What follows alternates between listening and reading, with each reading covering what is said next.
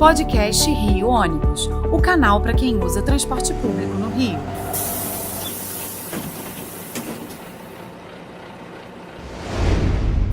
Saudações ouvintes, passageiros dos ônibus da cidade e população carioca.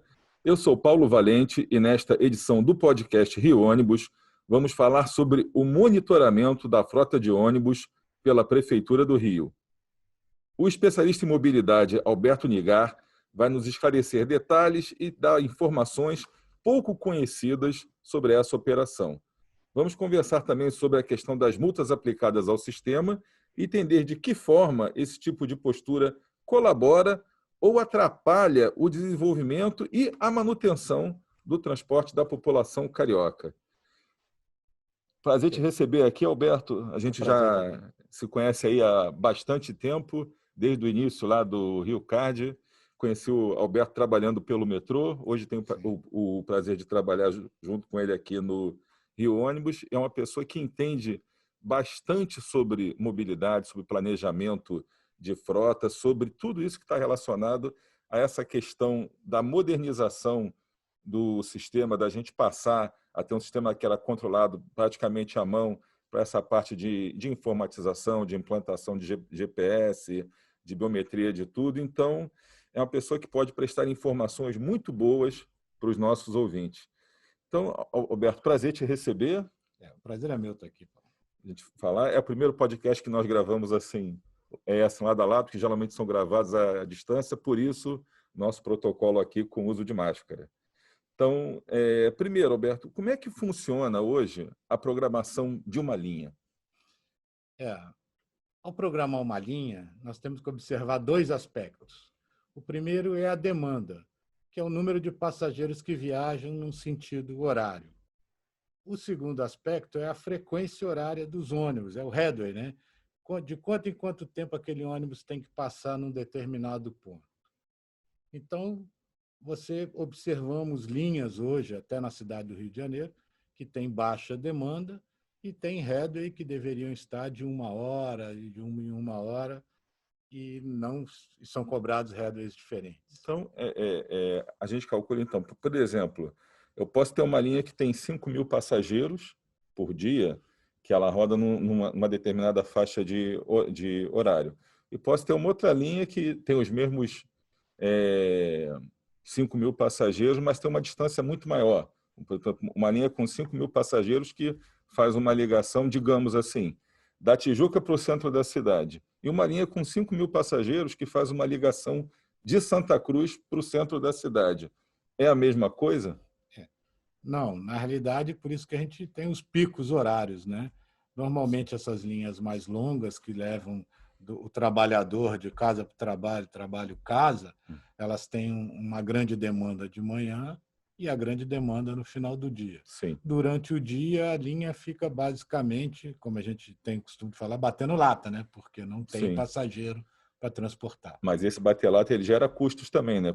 O ônibus andando vazio... O quilômetro é o mesmo, é o mesmo. O custo da frota é o mesmo. Sim, então a gente, para planejar, para dimensionar uma linha do ponto de vista econômico, a gente tem que levar em conta o passageiro que ela tem, quilometragem que ela percorre, né? Porque então uma linha com a mesma quantidade de passageiros com uma quilometragem baixa dá um resultado melhor até que uma linha muito longa. Você para determinar isso, o segundo aspecto que eu falei, né? A demanda sentido horário. Então, cada hora você tem que medir qual é a demanda no horário naquele sentido. E aí você consegue determinar a frota e os intervalos que você precisa para atender aquilo. O ideal não é ter uma frota homogênea o dia todo, é que pudesse ter mais ônibus em circulação na hora do pico e dar uma reduzida ali para se reduzir custo, para se adequar. Cada linha vai ter um perfil diferente. O que não pode é ter um perfil único para todas as linhas. Certo. Elas precisam ser identificados seus perfis e gerado perfis diferenciados para cada linha. Bom, isso é muito bom. Agora, uma outra pergunta que a gente recebe muito passageiros que reclamam que, às vezes, no ponto final, a gente vê 3, 4 ônibus da mesma linha enfileiradas e eles não saem, demoram a sair. Por que isso acontece? Na operação diária, né, existe o fator trânsito, que pode atrapalhar toda a operação.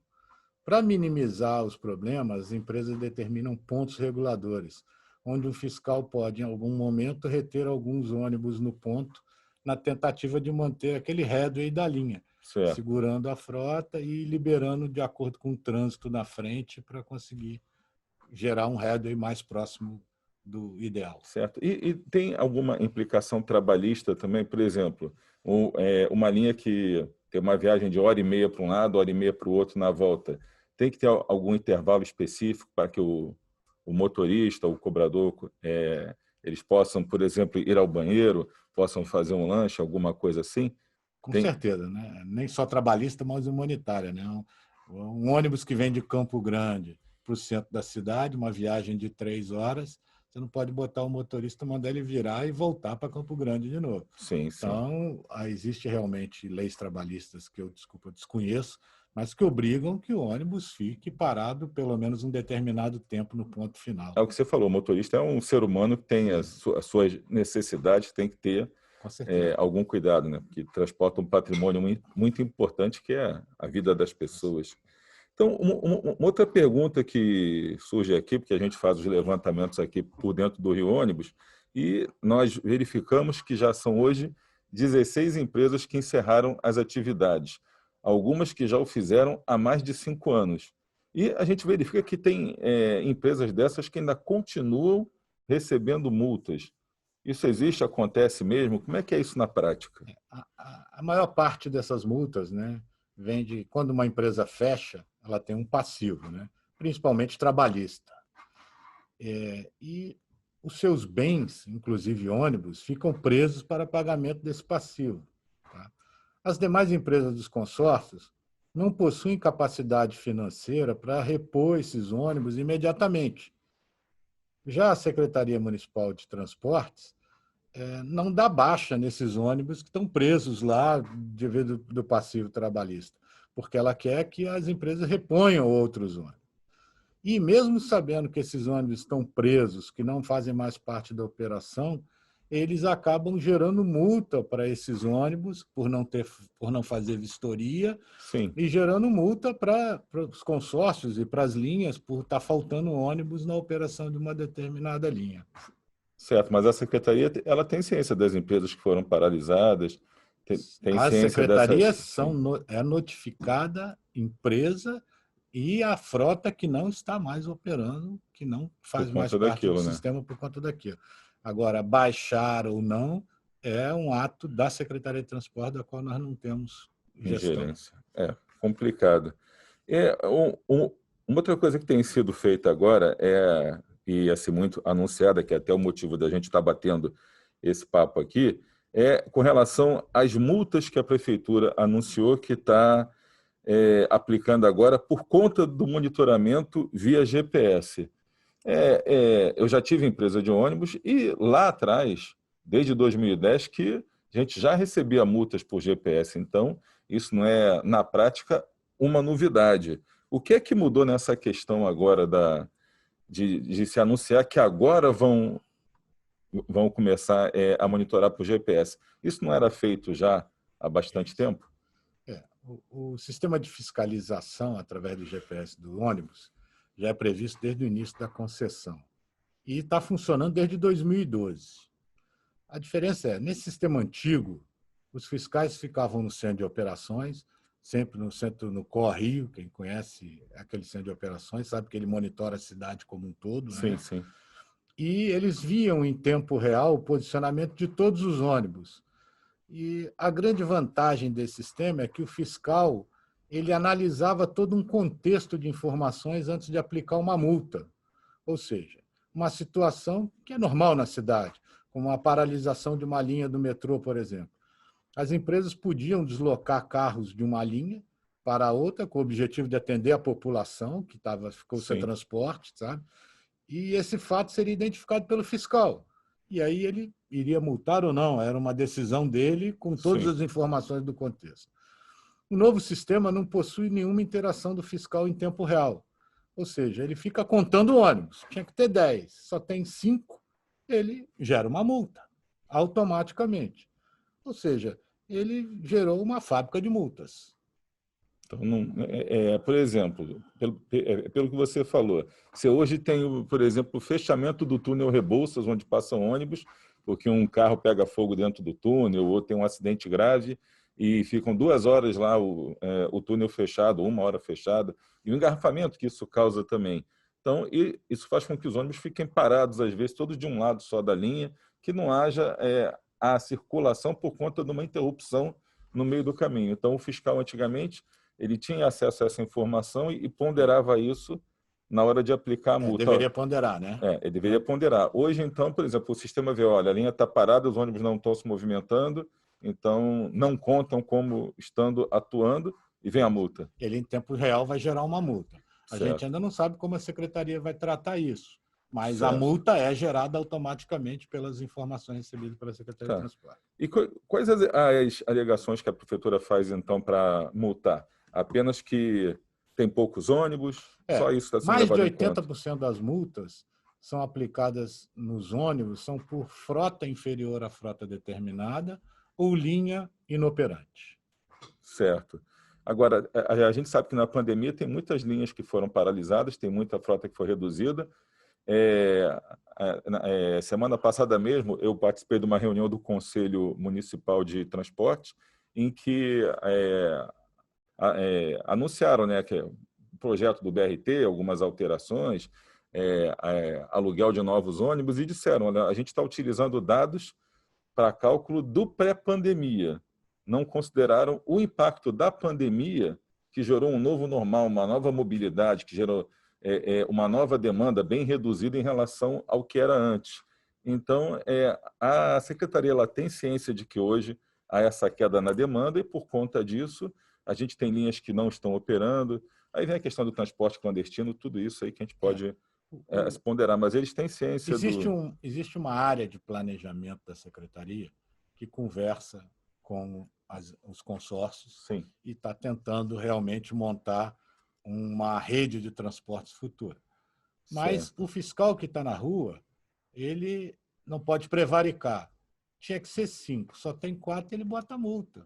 Ele vai em cima Ele do que vai está em cima do escrito. que está escrito. Ele não pondera Exatamente. esse problema todo que está acontecendo. E a prefeitura é muito lenta no sentido de agir e rever uma frota, rever uma linha, fazer esse tipo de coisa. Então, as multas vêm naturalmente. Tá. Um outro item aqui é multas por falta de vistoria, que eu acho que é o segundo item que eles mais multam. Por que tem essa multa hoje? Esse item é importante. O Rio de Janeiro já teve a frota de ônibus mais nova do país. Porém, com os problemas oriundos do não cumprimento do contrato de concessão por parte da prefeitura, principalmente na parte de tarifa, levou o município a uma das piores frotas do país, o que tem impacto direto nas vistorias, onde a prefeitura ainda se acha no direito de exigir, né, um padrão de ônibus impossível de ser atingido na atual situação econômica das empresas. Sim. Então, hoje, por exemplo, a própria prefeitura parou de vistoriar os carros porque ela viu que não tem condição. Certo. Poucos, assim, não é que poucos vão passar na vistoria. A frota está velha, a frota não é uma frota como foi no início da concessão, não é uma frota que foi entre 2010 e 2014, 2013, a gente tinha a melhor frota do país. Sim, sim. Menos 2 anos de uso era a média do sistema. As empresas, a prefeitura e os passageiros eram felizes e não sabiam. Sim. A verdade é essa. O que aconteceu aí de lá para cá é complicado. A gente tem falado isso em outras edições do nosso podcast, colocado bem essa questão da crise, pontuado bem. Agora, todo mundo fala, as empresas pagam as suas multas porque dizem não adianta multar porque não pagam as multas. Como é que isso funciona? Eu não trouxe números aqui, mas certo. Até 2016 as multas eram pagas, na maioria das vezes, inclusive sem recurso, porque certo. as empresas achavam que elas realmente tinham pecado e precisavam pagar, que aquelas multas eram multas corretivas, né? Hoje em dia, a prefeitura, né, um contrato... Desculpa, eu enrolei essa... Começa de novo. Até 2016, as multas eram pagas, na maioria sem recurso. Hoje, as empresas não têm condição de pagar as multas, que, na sua maioria, são resultado da má gestão do contrato por parte da Prefeitura, que levou à falência do sistema de transporte do Rio e fechamento de várias empresas. Então, você acha que essas multas que são aplicadas assim, as empresas pagam. Se não pagam, estão entrando com recurso, então, porque entendem que foram levadas, por conta dessa crise que você citou, a não conseguir prestar o serviço? Existe no juridiquês, né? Sim. Existe o que eles chamam do fato príncipe. Sim. Fato príncipe é o seguinte: eu tinha que botar 10 ônibus, eu só coloquei 5. Mas qual é o fato príncipe disso? Não, eu coloquei 5 porque se eu colocar 10 ônibus, eu vou falir. Tem uma pandemia, tem uma falta de tarifa, eu não tenho como. Então, para não deixar a população totalmente desassistida e para que eu possa também girar e conseguir sobreviver, eu boto 5 ônibus. Sim. Então, o fato príncipe é que precisa ser analisado e não uma análise puramente técnica de era 10, era 5. Então, você acha que, então, efetivamente, essas multas ajudam o setor a prestar um serviço melhor? Ou hoje as empresas realmente não têm condição de prestar esse serviço, como a gente já vem falando aqui por conta da crise? Exatamente. Com a atual situação do contrato, onde não existe reajuste de fatura, não existe reajuste de tarifa, os preços de combustível, os preços básicos do sistema disparando, e a prefeitura simplesmente relevando todo esse problema, pandemia, tudo, Sim. não existe a menor condição de se trabalhar de forma justa. Tem um comentário que até o Flávio Fachel, do Bom Dia Rio, fez outro dia na TV Globo. Ele disse para a prefeitura: a multa não transporta o passageiro. É isso? As multas, na realidade, né, elas foram criadas com uma ideia de disciplinar. Hoje, temos lá uma fábrica de multas com outros objetivos que a gente desconhece. Tá, então, já que tem essa quantidade de multas, essa dita fábrica de multas, como é que é o critério? Se você conhece, como é que funciona a aplicação das multas? Porque nos ônibus a gente conhece bem. Agora, como são aplicadas as multas, por exemplo, ao transporte complementar, que chama de STPL, que é o transporte por vans ou por combis, e mesmo no transporte clandestino, que é aquele que nem é legalizado pela prefeitura e que hoje já é maioria na cidade. Eles são multados? Como é que isso funciona na prática hoje? A gente sabe que é muito difícil para a própria prefeitura trabalhar em cima do transporte alternativo, né? E a sua maioria é um problema de segurança pública e não de transporte, e fica muito difícil. Mas as vans legais, elas têm um benefício. Não sei se vocês lembram, eu falei que 80% do sistema de ônibus é multado basicamente por frota e por linha, por não operar uma linha. As vans, elas foram licitadas com uma frota determinada e linhas e itinerários a serem seguidos. Hoje, elas podem rodar livremente, ou seja, ele bota quantos carros quiser, em qualquer linha, roda em qualquer itinerário, normalmente em cima de um ônibus, em cima de uma linha de um ônibus, roubando passageiro do ônibus, e não são multadas por esses motivos. São basicamente multadas quando são paradas na rua, porque tem um pneu careca, porque tem um excesso de passageiro, por tudo. Não é por uma irregularidade operacional como os ônibus são multados. Como os ônibus são multados. É até interessante falar, porque agora a gente teve a volta às aulas aí, presenciais para a integralidade dos estudantes, e começaram a aparecer reclamações, especialmente na Zona Oeste, de determinados bairros em que os estudantes não conseguem ir à escola, que não são cobertos pelo ônibus da Liberdade, né, o chamado transporte escolar aí da prefeitura, mas a linha de ônibus regular não transita. Por quê? Porque naquele bairro, naquela região, já há o transporte clandestino imperando, que muitas vezes proíbem, na prática, do ônibus rodar, que só resta para o ônibus regular o passageiro gratuito. Então, se não tem uma receita, como é que ele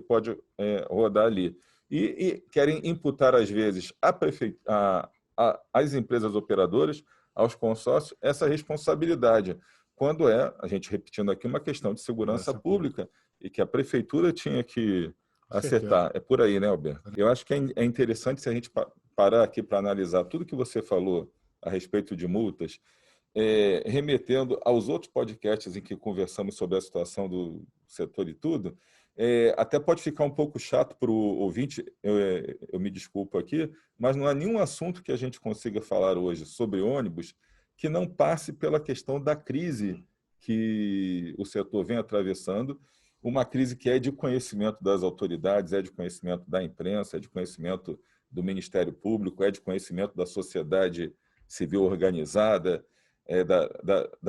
das empresas de outros setores de modo geral. E o que a gente verifica hoje, você que tem essa experiência, que já trabalhou com metrô, com tudo, já implantou muito do que existe hoje rodando aqui, há um colapso na questão do transporte público na nossa cidade, que não pega só os ônibus aqui do Rio Ônibus, pega a Supervia, o metrô, o VLT, todos os operadores, as barcas, todos os operadores. Então, acho que é um registro que nos cabe fazer aqui, acho que a nossa experiência somada aqui já passa de 60, 70 anos no setor. Então, hoje, realmente, gente, se não houver uma ação efetiva em que se juntem prefeitura, os concessionários, Ministério Público, Justiça, sociedade civil organizada, para se debater que transporte público a gente precisa para a cidade, quanto ele custa e quem vai pagar essa conta, vai ficar difícil da gente sair desse colapso e cada vez quem fica mais prejudicada é a população da cidade sem ônibus.